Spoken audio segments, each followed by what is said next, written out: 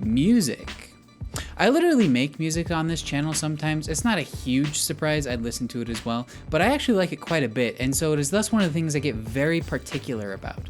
I like to have it with me and to hear it clearly, so naturally, once I had the time and slightest bit of spare change, I started caring about headphones.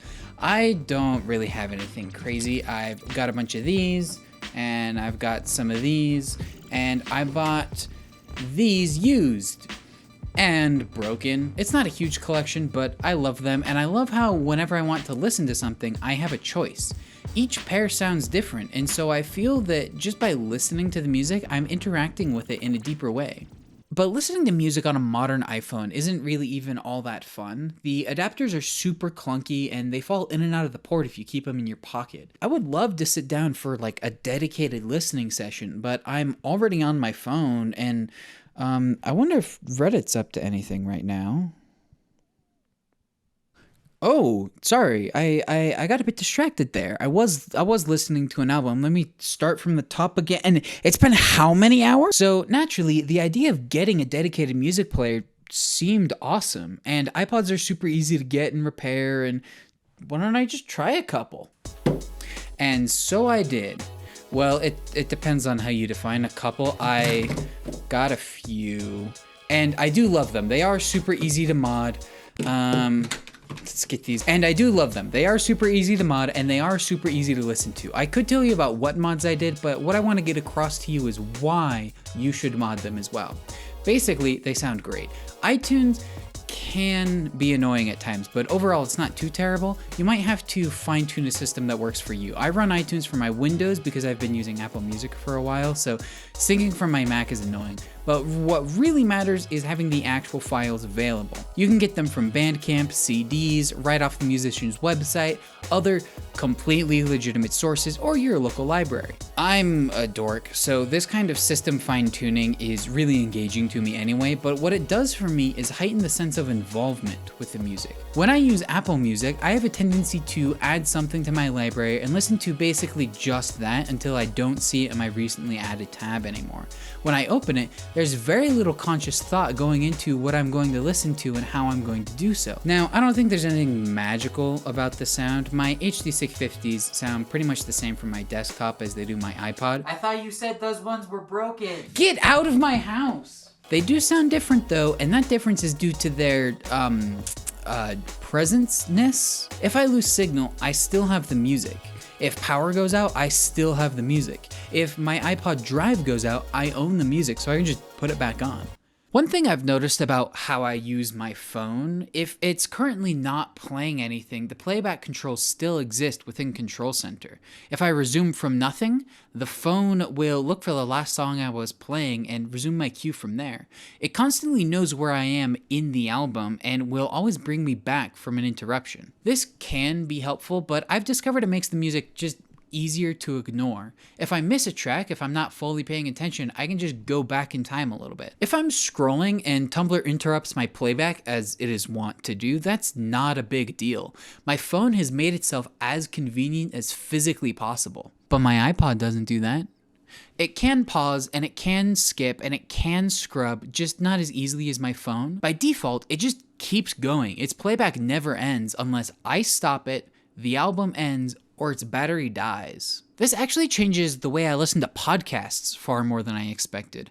iTunes also has podcast integration, so I now exclusively listen to podcasts from my iPod. This does measurably change the sound since I don't have access to Overcast Smart Speed anymore, but again, the physical sound differences are not what's most important to me. I myself need to check for updates and sync them over. Once it's set up, it's not really even that hard. It's like 2 clicks maximum, but it changes the baseline of how I interact with the medium. Once the podcasts are on my iPod, they just feel different. It doesn't feel like I'm casually watching a YouTube video as I cook dinner or whatever. It feels like I'm peering through time to listen to what these people had to say. Strangely, listening to podcasts this way feels much more advanced on my iPod than it does on my phone. In reality, it's the exact same RSS technology, probably even the same database of podcasts.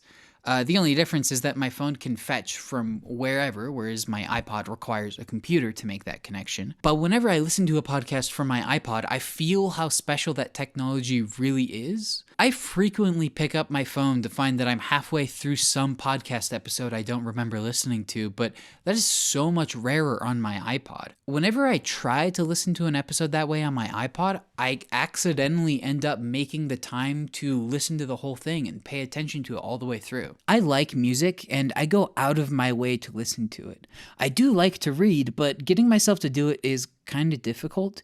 In 2022, I read 1 or maybe 2 books. I don't really remember that well. But in 2023, I read 7, maybe 7.5, depending on how you count. It's nothing crazy to what I have personally read in the past, but it is a pretty big jump forward, especially considering I've been half blind since November. And it's all because I got a Kindle last January.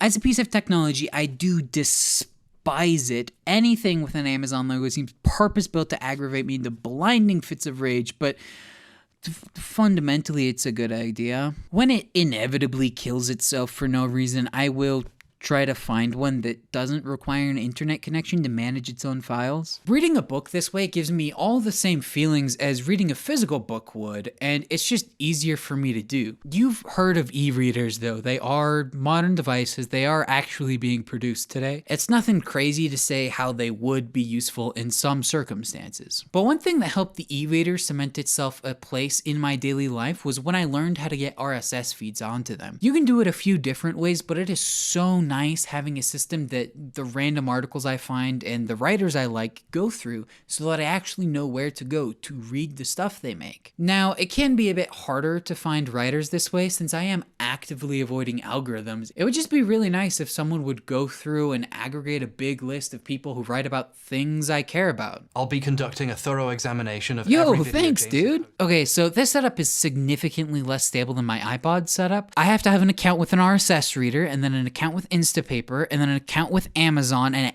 any step, anything could go wrong for any reason. I'd never have any direct access to anything. It's just cloud links and accounts, and I have to manually mark each article as read in all 3 locations, and it's really rather not great, but I do love the end result. I am actually slowly working on my own app that will do all of this like I want it to, because I really do enjoy reading this way. Notice there what annoys me about this setup. Very little is the simple technology. It's all the advanced modern stuff. The reason my iPod system works so well is that it's just moving files around. Once I have the file, I can do whatever I want with it. But when I need to move a book or an article, I am pressured into using these web services because apparently wanting to touch the files I paid for is a really big ask. And just a quick note before I wrap this up, these dedicated devices have incredible battery life. My phone lasts about a day if I'm using it heavily, only just barely. But I charge my iPod every 2 to 3 days, and my Kindle lasts way longer. I charge it like maybe once a month. And they never need updates either, which is really, really nice. Every time I pick up my Steam Deck, something or other has to update, but my Kindle has never needed that, and they don't even make updates for iPods anymore. It's already perfect. And because I am totally, completely normal, I am trying to extend this philosophy to every digital device that I own. My more general purpose machines are getting more specific in what I do with them. That's still pretty loosey-goosey. I don't have anything perfectly set up yet, and being mid-transition is more chaotic than being complete in either direction. But that simple bit has really changed how I use my computer so much for the better. So TLDR, for a better computing experience, just pretend it's 2006.